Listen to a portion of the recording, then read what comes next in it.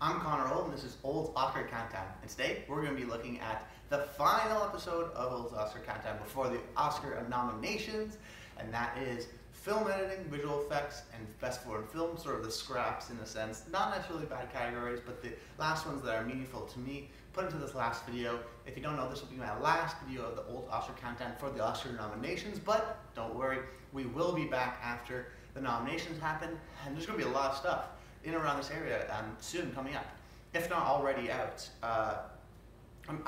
Just the way I'm filming this, I'm not sure what's going to be out right now, but if you don't know, there's going to be 3 videos that you should be looking forward to. The first one is my top 10 list of the year. That should be a lot of fun. And that's just a general video of my top 10 possible honorable mentions and just deep dive into them. Something that's different from my Oscar coverage, but still I like to show a little bit one-off here of what I liked and sort of my own personal spin on things, like I do in this show. My next video is going to be the Connors. This is going to be my award show, similar to the Oscars with their own categories. I'm doing this in both these things in late January just because I want to see some films that are limited release in December, but widespread release in January. Things like Monster Calls, Fences, movies that I've not seen yet, but I think I will enjoy, and I just want to see as many movies as I can, so my top 10 is really definitive. But I have seen a lot of movies this year, believe me. Right now I'm looking at 55 that have come out in 2016, so I'm pretty proud of that. So that's definitely a good list. But then the Connors, different categories like the Oscars. And then the final one is the Old Oscars Bonanza, where I finally give, I say this is the last episode, but there's going to be one more really where I do updated list. So the Best Picture I recorded back in October, can't believe it's that long ago, but I did it. Essentially I'm going to update my picks because they are a little outdated before, and that'll be my final predictions video before the Oscar nominations happen. Then I'll try and probably do a reaction video to the Oscar nominations. It won't be like this setup, so it'll just be like a camera with my computer there. But it should be a lot of fun and super interesting. But don't worry, like I said, we will be back. The first episode after the Oscar nominations will be the Oscar nomination reaction video.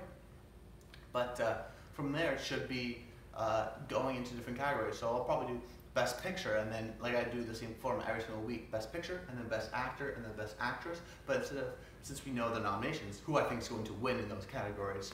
A couple of people have recommended me to do, not in the comments, but personally, a Golden Globes video. I decided not to do that, but maybe I might do that for the PGAs, DGAs, in terms of the finals, who I think is going to win, because that's going to be really interesting. And if you don't know, Golden Globes don't really predict the Oscars, because it's the Hollywood Foreign Press Association. It's a completely different organization. But the Directors Guild, the Writers Guild, Producers Guild, but the main one is SAG, so Screen Actors Guild, Producers Guild, and Directors Guild. Their awards really tell what's going to happen, and if not, it'll be even more exciting if it sort of splits 3 ways between the top 3 contenders like it did last year. But I digress. I just want to say I love doing this video so much. Please comment, subscribe. I love hearing your thoughts, and so you might as well just get right into it. Maybe I'm missing something, but I'll maybe think of it and at the end of the video. But essentially I'm going to read off what I think is going to get nominated, and then the possibles. So the first category we're going to be looking at is best, let's do visual effects. So, Jungle Book, Doctor Strange, Rogue One, A Star Wars Story, Arrival, Fantastic Beasts and Where to Find Them, with the possibles being Captain America: Civil War. Now I feel pretty confident in this one. I think even like the confident with the nominations and the confident with the winner. The first one I said that I think is going to be the winner, which is Jungle Book.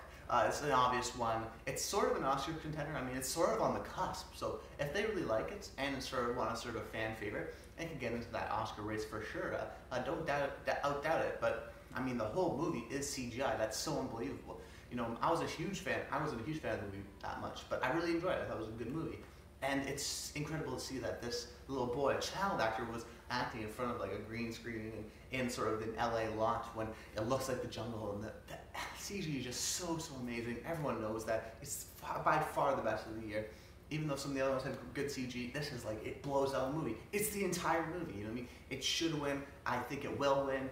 And Jungle Book is a really good movie, and I think they're going to reward it because that's what everyone thinks about from that movie, is the CGI, the visual effects. And the next one here is Doctor Strange. People are saying maybe Rogue One for a number 2 possible upset, but I think Doctor Strange because it did really well, international. I think it's It didn't cross over $1 billion, but it's in the top 25 movies, highest gross of all time. It did super, super well at the box office. People were really surprised. And if you've seen Doctor Strange, it's just a visual effects sort of like crazy. You feel like you're on drugs. It's just insane. All the magic, how they introduced that to the Marvel Cinematic Universe was super awesome, and the visual effects are the best part of the movie. It's like every reviewer I heard was saying, oh, I don't really say this, but watch it in 3D. You know what I mean? It's worth the extra price. And I saw it in 3D. It was worth the extra price. I saw it in IMAX 3D, and it was just so trippy and so awesome. Really great movie, and the visual effects were the best part of that movie. So I think that could be an upset, sort of dark horse. But I digress. The next one here, Rogue One, a Star Wars story. A lot of people love Rogue One. Rogue One. Star Wars is definitely always an Oscar contender in the below the line categories, even just because it's a Star Wars movie, even if it's not like a great Star Wars movie, but like The Phantom Menace, stuff like that. But Rogue One is a good Star Wars movie. I enjoyed it quite a bit, and the visual effects, you know what I mean? It's Star Wars. You have the characters that look sort of weird, but this is a little more realistic. So I'm not sure if they're going to give the visual effects, because if you look at Phantom Menace, that was like say what you want about the movie, but the visual effects were really revolutionary at the time. Someone like Jar Jar Binks, but even you look at someone like this, it's like I'm trying to think like who are the characters. You know what I mean? There's not really any sort of like weird Jabba the Hutt characters in. There's robots and humans, and it's very realistic. So that's why I just don't think they're going to go with it, even though some of my other pick is realistic and not otherworldly, because we saw it last year with Mad Max, where I thought maybe The Force Awakens was going to get the visual effects there because they had sort of those weird characters, and it's a return back to Star Wars universe, but they went back to Mad Max because it's weird, because Mad Max was so about the practical effects, and then people were rewarded for visual effects. Hard to say about that, but that goes to my next one, which is Arrival. Just an amazing movie, one of my favorites of the year, really blown away by it. I was watching a video today about the visual effects, and just like the small things like tanks, a lot of tanks, or people that crowd to the scene. Some of that was done with visual effects in terms of the aerial shots. You see people down on the ground, all visual effects. The sort of color grading on it was quite affected heavily. And of course the aliens, you don't see too much of them, but you see them. You know what I mean? They're there. They're not like a major part. Oh, they are a major part of the movie, but like the effects aren't a major part of them because they're behind this glass. I don't really want to say more than that, but it's really well done, the visual effects. I agree, and it's melding it to seem realistic, because that's what's so good about Arrival, was like this could happen. It's so realistic. So the visual effects had to not take you out of it and be like, oh, those are aliens. Have to be sort of like an otherworldly thing, but still real in your own world, because you are looking at it from Amy Adams' perspective, who is just human, just like any of us, who are like, oh, geez, I gotta talk to these things, you know? I digress. The last one here is Fantastic Beasts and Where to Find Them. And like I said, these I think are pretty close to locks, and Jungle Book pretty lockable win. But they should get nominated at least. And Fantastic Beasts and Where to Find Them. This is a lot of people were mixed on it. I enjoyed it. I'm a big Harry Potter fan, but this is probably like my second least favorite Harry Potter movie. But I still enjoyed it, which is still a good thing. And the Fantastic Beasts, a lot of them are CGI characters.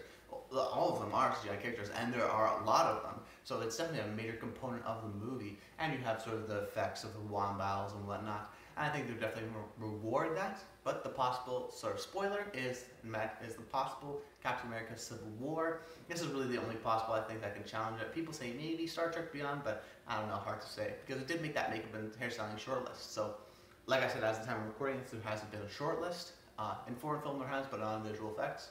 And I don't think in film editing there will be. But visual effects, Captain America Civil War, definitely think that's a possible, just because you know, you have the characters like Ant-Man, and that airport action scene was so memorable about the movie. I love the movie, and I really think it should get more Oscar contention, but unfortunately it's not.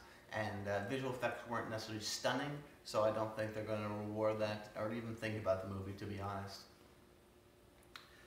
Okay, so that's it. Let's move over into the best foreign language film, and that, I'm going to read them off and then do possibles. So that's Tony Erdmann, The Salesman, A Man Called Ove, My Life as a Zucchini, Paradise, and then possibles, Tana. Okay, so the first one, Tony Erdmann from Germany. This is a super critical darling. I know a lot of people that really enjoy this and putting it on their top 10 lists. It's a 3-hour German comedy. They say the funniest nude scene, the funniest German comedy about a father trying to get his daughter, who's now older and a woman and has sort of a job, to line up a bed. He likes to play pranks, and sort of a cute, funny movie. Huge Cannes darling. A lot of people liked it at Cannes, even though it didn't do that well in terms of rewards. I think it's going to do well in Best Foreign Language Film, because right now the shortlist left off things like Neruda from Pablo Larraín, and also things like Elle, Paul Verhoeven's from France, which is surprising. Like, so I think they were competing. It was like Toni Erdmann or Elle, maybe Neruda, but those two got wiped off. So right now, Toni Erdmann is the #1 contender. But the next one here is The Salesman. Oh, Toni Erdmann is from Germany, yes. And the next one here is The Salesman. This is from Iran. They've been making some great foreign language films for quite a few years now. And this also was a Cannes darling, but in terms of more awards, I believe it got Best Actor at Cannes. And it's about a high school teacher getting revenge on the person who killed his wife or harmed his wife, something like that. I heard it's supposed to be really good. It's getting a lot of good reviews. I haven't heard that much about it, so I can't talk too much about it. But I think this is a major award contender just because I've heard great things about it, great awards. It did really well at Cannes, and I think that Iran is the only one on my list that's not from Europe. So maybe they want to sort of at least represent some of the country instead of just like, oh, best foreign film? You mean Europe? It's like, well, no. I mean, there's movies like South Korea, which they should have nominated Handmaid, a great movie, but they didn't. So I think they're going to try to sort of represent other countries in the world, and they're going to do that with The Salesman, because it is also a good movie, supposedly. My next one, A Man Called Ove. If you remember, I said could get nominated for makeup and hairstyling, just because, if you remember, last year, I believe it was, the 100-year-old man who climbed out the window and disappeared got the nomination, and everyone's sort of surprised because of that old makeup. So this one, I think, it's a huge box office hit in Sweden, so I think they like that, first of all, and it's going to get, I think, Oscar. It's in the shortlist for makeup and hairstyling, so they're definitely looking at it. So I think this is a pretty good lock, actually, for Sweden, and because it just did so well in Sweden, and it got critical praise, and they've nominated people and recognized it before, Sweden before, and movies like this before, and sort of had that same sort of mold, that's fit the same sort of mold before, so I think they're going to nominate it. And then my next one here is My Life as a Zucchini from Switzerland. This was in the animated race, if you remember. I don't know too much about it, I can't say, but from what I've seen, it has beautiful, beautiful animation, and the Swiss really have something good in their hands, because if it gets into animation, it most definitely can get into Best Foreign Language Film. It's on the cusp right now, with the other cusp right now, which is Paradise. This is a Russian movie. I can barely even figure out what this one is about. That's what I'm trying to talk about, where it's like, yeah, I don't really know what these about. There's not too much information on them right now.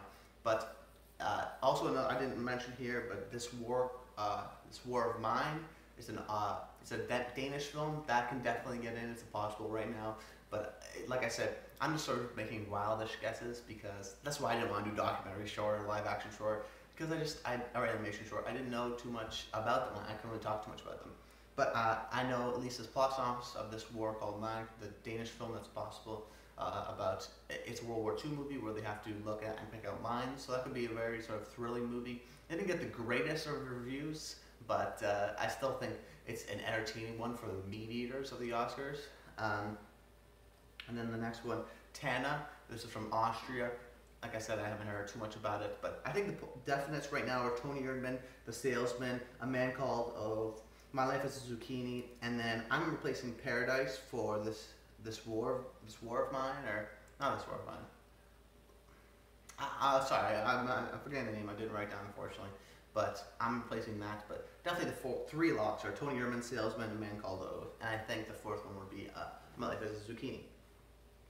So let's go over to Best Film Editing, and I'll read off the possibles, the definites, and then the possibles. So La La Land, Moonlight, Hacksaw Ridge, Arrival, Manchester by the Sea, with possibles being Jackie and Silence. Now, essentially my theory for this one, how I went into it, because editing is a hard one to guess, because it's weird how they sort of treat editing, but there's a couple of them where I sort of like, it hurts me to leave it off the list, but I did anyways. Essentially what I did is, if you don't know, whoever wins Best Picture usually wins Best Editing. It's sort of a Oscar rule that people follow. And editing, I don't know, for some reason, it's just if it's edited well, it will win Best Picture, and or at least be an Oscar contender. So that's why I chose the top three and leaving out some things that may have been edited better. But then so here I have, so my first one here, La La Land. I just think this is the Oscar frontrunner. So, and they did a great job editing in terms of weaving that in between the the musical and the dialogue. They did a really great job weaving between the two. So I think that can get nominated for sure, and because it's an Oscar frontrunner. But who knows? It could fall from that. Moonlight, again, same sort of thing in terms of they did a great job separating the three storylines and editing that really well.